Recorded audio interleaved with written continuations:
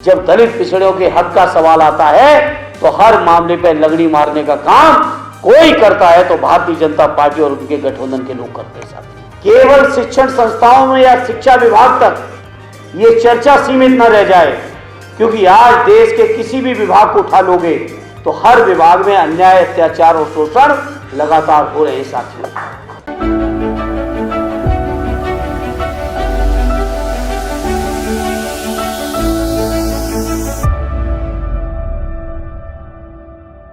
आज के इस मौके पर संदीप जी को मैं धन्यवाद देता हूं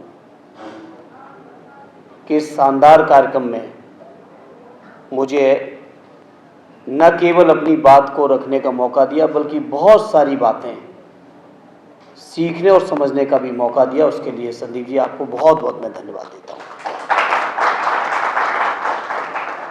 साथियों, मंडल कमीशन या पिछड़ों की आर्थिक सामाजिक जो हालात हैं, जो इतिहास है, मैं समझता हूं इस हॉल में बैठे हुए सभी जिम्मेदार और परिपक्व लोग हैं, इन सभी बातों की गहराई और गंभीरता को समझ रहे हैं। मुझे फक्र इस बात का होता है कि जिस विचारधारा के सानिध्य में मुझे सार्वजनिक जीवन में काम करने का मौका मिला, उस विचारधारा के पुरखों ने लगातार आजादी के आंदोलन के भी समय और आजादी के बाद से लेके आज तक लगातार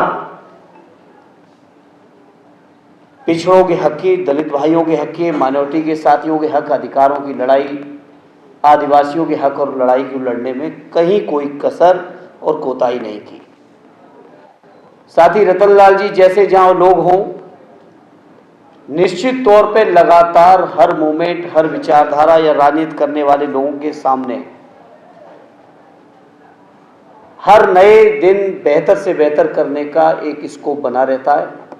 और मैं समझता हूं जितनी बातें यहाँ के वक्ता साथियों ने चर्चा की, मैं कोशिश करूंगा, और मैं ही क्या कोशिश करूंगा, हमारे नेता माननीय अखिलेश यादव जी लगातार कोशिश कर रहे हैं कि आप लोगों की इस उम्मीदों को हम लोग राजनीतिक तौर पर पूरा कर सकें। ये मैं इस हॉल में उपस्थित सभी लोगों को विश्वास और भरोसा दिलाऊंगा। मुझे याद है, प्रोफेसर रतनलाल जी को भी याद होगा, सुधांशु जी को याद होगा, लक्ष्मण भाई भी थे, जब 13 पॉइंट रोस्टर का एक इशू आया था और पहला सेमिनार अगर कहीं हुआ था तो दिल्ली यूनिवर्सिटी के गेट पे हुआ था। स्वर्गीय शरद यादव जी भी उस समारोह में मौजूद थे और बहुत छोटे कार्यक्रम से शुरुआत हुई थी, लेकिन जब वो आंदोलन बना तो एक ऐसा आंदोलन बना कि जब तक उस फैसले को सरकार से वापस नहीं करा लिया गया तब तक उस आंदोलन को जारी रखने का काम इसी दिल्ली की सड़कों पे हुआ था। मैं आज इस मौके पर भरोसा दिलाता हूं आदरणीय अखिलेश यादव जी की ओर से, समाजवादी पार्टी की ओर से, जातिगत जनगणना का हक अधिकार जब तक हम लोग नहीं दिला लेंगे तब तक इस संघर्ष राजनीतिक तौर पर जारी रहेगा। लेकिन इस तरह के बड़े फैसले केवल राजनीतिक पार्टियों अकेले नहीं करती है, इसमें समाज के हर वर्ग के लोगों की सहभागिता हर स्तर पर जरूरत पड़ती है। तर्क वितर्क, भाई लक्ष्मण जी ने बताया, जैसे ही मंडल आयोग की सिफारिश हुई लोग कमंडल लेके निकल पड़े और जो लोग पिछड़े होने का दावा कर रहे हैं उन्हीं लोगों ने पिछड़ों की लड़ाई को सबसे ज्यादा कमजोर किया। आज इस मौके पर मैं कहना चाहता हूं, आज तो जाति जनगणना के पक्ष में बड़ा माहौल बन चुका है। कांग्रेस पार्टी से लेके, कम्युनिस्ट पार्टी से लेके हम वाले तो लड़ ही रहे थे। मैं गवाह हूं उस बात का भी, जब देश की संसद में इस लड़ाई की शुरुआत हुई थी, सदैव नेताजी मौजूद थे, स्वर्गीय शरद यादव जी थे, आर.डी. लालू प्रसाद जी भी सदन के सदस्य थे। और उस लड़ाई को जिस तरीके से जाति जनगणना को सदन में शुरू किया था, मैं उम्मीद करता हूं अपने नेता आदरणीय अखिलेश यादव जी की ताकत पर और उत्तर प्रदेश की जनता की दी हुई ताकत पर और जिस तरह से इंडिया गठबंधन को तमाम इलाकों से जो समर्थन मिला है, अगली जनगणना जब होगी तो शायद बिना जाति जनगणना के नहीं होगा।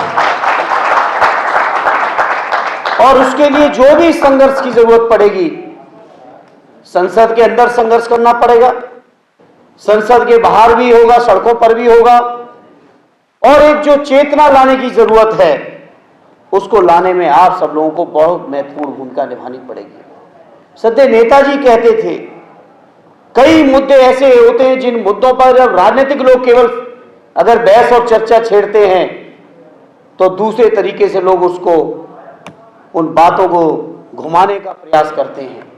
लेकिन जब समाज का बुद्धिजीवी जिस मुद्दे पर निकल पड़ता है और राजनीतिक ताकतें, तब निश्चित तौर पे व्यापक सफलता पा जाती हैं। इसलिए यहां मैं बैठे हुए सभी बुद्धिजीवी साथियों से कहूंगा, ये केवल समाजवादी पार्टी माननीय अखिलेश यादव जी या कुछ सामाजिक पार्टियों की जिम्मेदारी नहीं है, ये जिम्मेदारी आप सबकी बनती है। आप सबको भी इसमें महत्वपूर्ण भूमिका निभानी पड़ेगी। और हमें यकीन है कि आने वाली जाति जनगणना जब होगी तो बिना जाति जनगणना के वो गणना नहीं हो पाएगी। ये हम आपको विश्वास और भरोसा दिलाते हैं। साथियों, इलाहाबाद विश्वविद्यालय में पढ़े लक्ष्मण जी हमारे बाद पहुंचे थे। हमने देखा है किस किस तरीके से हथकंडे होते हैं, किस किस तरीके से अन्याय अत्याचार होता है, चाहे वो 13 पॉइंट के माध्यम से पूरे के पूरे हायर एजुकेशन में दलित, पिछड़े और ओबीसी जातियों के, आदिवासी भाइयों के, माइनॉरिटी के लोगों के गर्दन काटने का जो इंतजाम हुआ था, छुपा नहीं साथियों। लेकिन मैं कह सकता हूं साथियों, चर्चा विशेष तौर पर दिल्ली के आंदोलनों की, रतन लाल जी मैं आपसे कहूंगा इसमें सुधार करिएगा।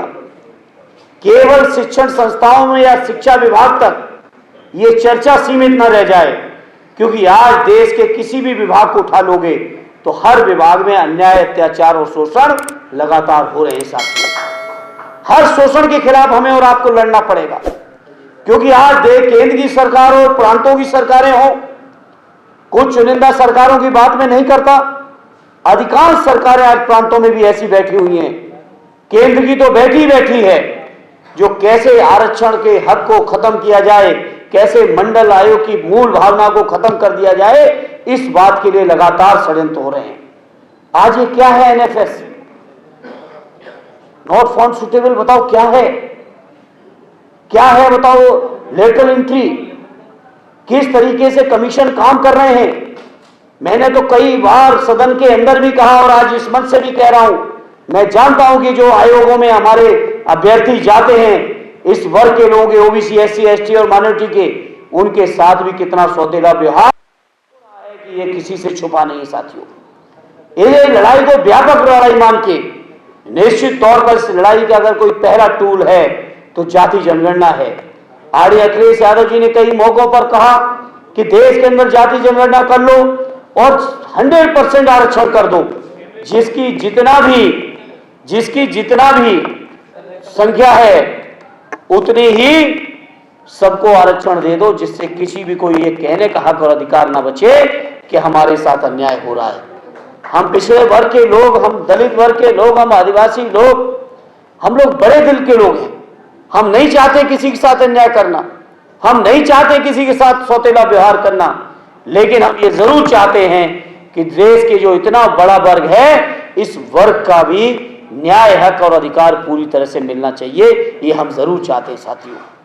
साथ ही संदीप जी ने चर्चा की, अपने बहुत संक्षिप्त वक्तव्य में ही चर्चा की, क्योंकि हालत ये है देश की जितनी आर्थिक संपदा है, देश की जितनी व्यापारिक संपदा है, देश की जितनी भी की पोस्टें हैं, हर की पोस्ट पर, हर संपदा पर दलित, पिछड़े और आदिवासी और मुसलमान भाइयों के साथ सौतेला व्यवहार लगातार करने का प्रयास हो रहा है।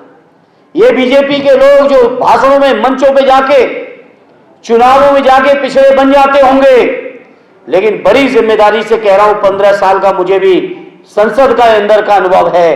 जब दलित पिछड़ों के हक का सवाल आता है तो हर मामले पर लगड़ी मारने का काम कोई करता है तो भारतीय जनता पार्टी और उनके गठबंधन के लोग करते हैं साथियों। ये लड़ाई बड़ी है, इस बड़ी लड़ाई में ये तो शुरुआत है, चर्चा हो रही है, बहुत खुशी है मुझे। संदीप जी और उनके जो भी साथी हैं उनको मैं धन्यवाद देता हूं कि इस तरह की चर्चा की शुरुआत उन्होंने की है, लेकिन ये तो शुरुआत है। जैसे मंडल आयोग को, सिफारिश को लागू कराने में बड़ी बड़ी चुनौतियां, बड़ी बड़ी कुर्बानियां देनी पड़ी, जाति जनगणना कराने में भी इससे ही कुर्बानियां हमें और आपको, हमारी पीढ़ी को देनी पड़ेंगी। इस बात के लिए अगर आप मानसिक तौर पे तैयार होंगे तो निश्चित तौर पे आने वाले समय में आप हक और न्याय और अधिकार जरूर हासिल कर पाओगे और कुर्बानियां देने से बचोगे तो केवल ये रस्म अदायगी रह जाएगी, केवल चर्चा तक रह जाएगा, केवल चिंतन तक रह जाएगा, व्यवहारिक तौर पर आप उसको लागू करा नहीं पाओगे। ये मैं बड़ी जिम्मेदारी से कह रहा हूं। इसलिए मेरे साथियों, जो इन मुद्दों पर गंभीर हैं, जो इन मुद्दों के प्रति समर्पित हैं, उनको मैं समझता हूं बड़ी बड़ी चुनौतियों से लेकर बड़ी बड़ी कुर्बानियों के लिए तैयार रहना पड़ेगा, तो निश्चित तौर पे ये परिवर्तन जरूर आएगा, ये हम आपको विश्वास दिलाते हैं। क्योंकि मैं समाजवादी पार्टी के जिम्मेदार कार्यकर्ता के नाते, माननीय अखिलेश यादव जी के सिपाही के नाते, सदैव नेताजी के अनुयायी के नाते एक बात का मैं आपको जरूर विश्वास दिलाना चाहता हूं कि जब भी ये मौके आएंगे सदन में, आपकी मजबूत आवाज बनने का कोई भी मौका मैं छोड़ूंगा नहीं। ये मैं आपको सबको विश्वास है और भरोसा दिलाता हूं। जब हमारी पार्टी की संख्या बहुत कम थी, केवल 5 ही सदस्य लोग थे हम लोग, उस समय भी आपकी आवाज को दबने नहीं दिया। अब तो बहुत बड़ी ताकत आप सबके आशीर्वाद से है। नंबर की पार्टी होगी आपकी? हाँ, नंबर 3 की भी है और संख्या के लिहाज से भी बहुत बड़ी ताकत है। और आदरणीय माननीय अखिलेश यादव जी का शानदार नेतृत्व है, तो हम आपको विश्वास दिलाते हैं, न केवल जाति जनगणना तो है ही है, जाति जनगणना के साथ साथ जितने भी हमारे दलित भाइयों के साथ, हमारे आदिवासी भाइयों के साथ, हमारे मुसलमान भाइयों के साथ, हमारे पिछड़े भाइयों के साथ, या समाज के वो गरीब, चाहे वो अगले वर्ग के ही क्यों ना हो, अगर अन्याय अत्याचार हो रहा होगा तो हम समाजवादियों को यही सिखाया गया है, जहां कहीं भी अन्याय हो, जहां कहीं भी अत्याचार हो, वहां अगर मजबूती से डट के खड़े हो गए, वही सच्चा समाजवादी है। और मैं समझता हूं हम समाजवादी कार्यकर्ता, समाजवादी पार्टी के लोग इसमें पीछे हटने वाले नहीं है। ये हम आपको भरोसा और विश्वास दिलाते हुए और ये उम्मीद करते हुए, सेमिनार है, ये सेमिनार एक निश्चित तौर पे बड़ा काम करेगा। यहां से जो बीज निकलेगा वो बड़ा वृक्ष बनेगा।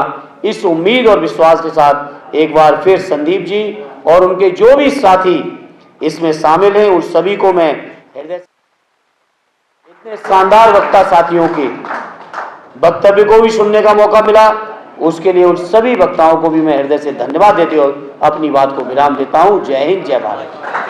देखते रहिए नीलकमल टीवी। आपको अगर हमारा वीडियो अच्छा लगता है तो हमारे चैनल को सब्सक्राइब करिए, वीडियो को लाइक करिए, शेयर करिए। धन्यवाद।